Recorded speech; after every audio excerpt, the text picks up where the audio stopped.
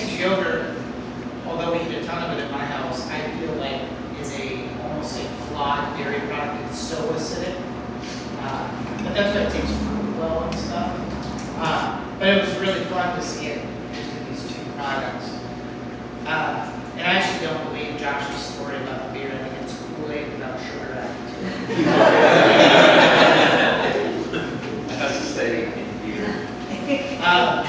But this beer, as soon as I took a sip of it, I'm like, man, that's gonna be really, really hard.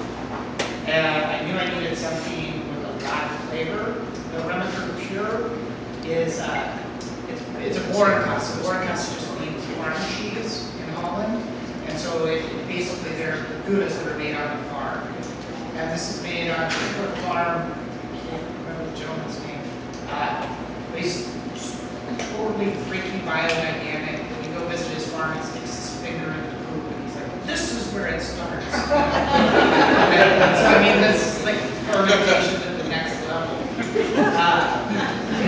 But it does very, he treats his animals really incredibly well. He doesn't have horns on his cows and such.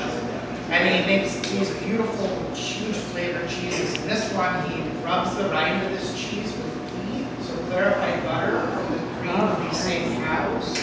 And so it's got that really, if you guys taste the finish, that really lingering butter note.